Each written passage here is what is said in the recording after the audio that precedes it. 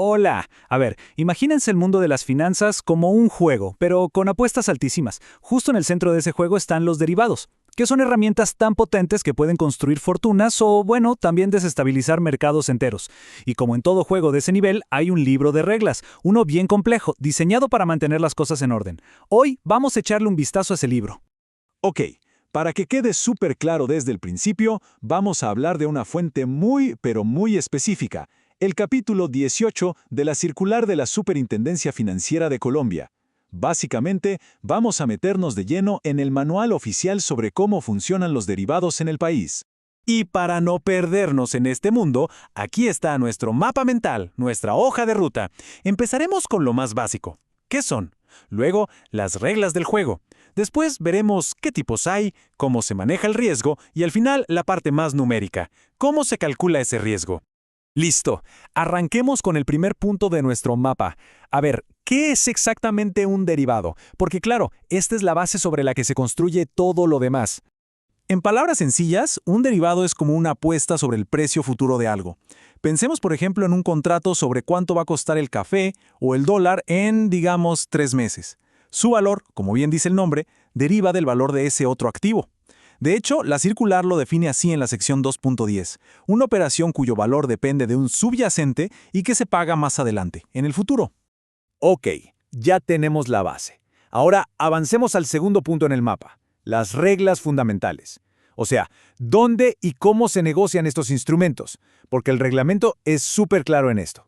Básicamente hay dos canchas principales para jugar. Por un lado está el mercado OTC, que son las siglas de Over the Counter. Aquí dos partes negocian directamente, como si fuera un traje a la medida. Es súper flexible, sí, pero también más riesgoso. Y por otro lado tenemos las cámaras de riesgo central de contraparte, o CRCC. Piensen en ellas como un árbitro en medio que estandariza los contratos y, lo más importante, se asegura de que nadie se eche para atrás. Reduce muchísimo el riesgo. Y ojo, para jugar en el mercado OTC hay un documento que es obligatorio, el contrato marco. La sección 2.5 lo explica bien. Es como el acuerdo prenupcial de las finanzas. Antes de hacer cualquier negocio, las dos partes lo firman y ahí queda escrito todo.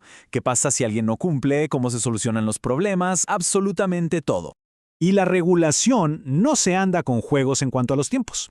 Según la regla 3.2, una vez que se cierra un trato OTC, las partes tienen solo 3 días hábiles para confirmarlo por escrito. ¿Por qué? Para que no haya dudas, para que todo quede registrado de inmediato. Parece una regla simple, pero es clave para la transparencia del mercado.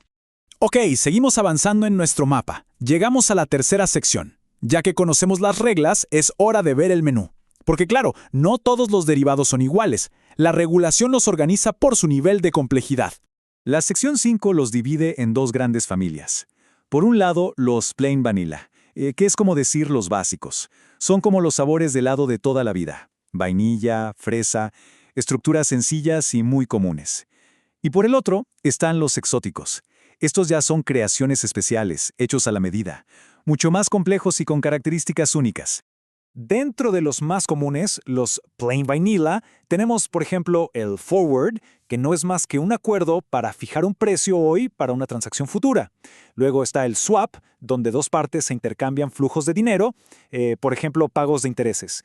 Y por último, la opción europea, que da el derecho, pero no la obligación de comprar o vender algo en una fecha muy específica. Digamos que estos son como los ladrillos básicos con los que se construye el mercado. Y con esto llegamos al corazón de todo este asunto, al cuarto punto de nuestro mapa, la gestión del riesgo. Seamos sinceros, todas estas reglas existen por una sola gran razón: evitar que el sistema financiero se venga abajo. Esta es la red de seguridad. La sección 4.1 lo deja clarísimo. Se exige un proceso constante. Primero, hay que identificar los peligros. Segundo, medirlos, o sea, ponerles un número. Tercero, monitorearlos todo el tiempo, sin quitarles la vista de encima. Y cuarto, controlarlos, poniendo límites muy estrictos. Es un ciclo que literalmente nunca para. Bueno, y en la práctica, ¿cómo se controla ese riesgo? La palabra clave es garantías. La definición 2.9 lo explica como un depósito de seguridad. Imaginen que ambas partes ponen activos, como efectivo o bonos, en una mesa para cubrir las pérdidas si alguien no cumple. Es el principal escudo protector de todo el sistema. Y bueno, con esto llegamos a la última parada de nuestro mapa, que es la más técnica. Pero calma, el objetivo no es volvernos expertos en matemáticas financieras, sino entender el porqué de estas fórmulas. Vamos a ver cómo la regulación toma algo tan abstracto como el riesgo y lo convierte en un número concreto. El concepto central del anexo 3 es la exposición crediticia, y que busca, simple, calcular cuál sería la pérdida máxima si la otra parte del contrato no paga. La fórmula se ve intimidante, lo sé, pero la idea detrás es esa. Y ese número es vital porque le dice a las entidades financieras cuánto capital tienen que guardar, como un colchón, por si las cosas salen mal. Vamos a desglosarla un poco. El cálculo empieza con el costo de reposición, o sea, cuánto se perdería si el contrato se rompe hoy mismo.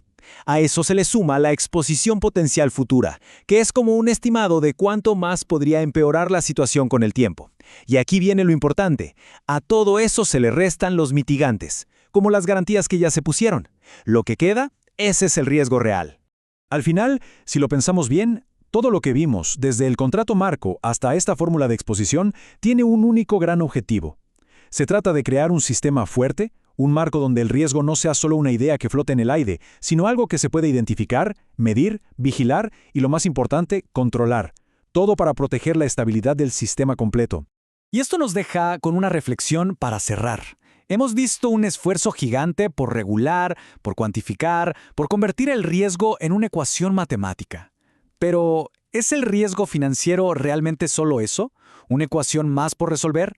¿O siempre habrá factores que ninguna fórmula pueda predecir? Es una pregunta que queda en el aire.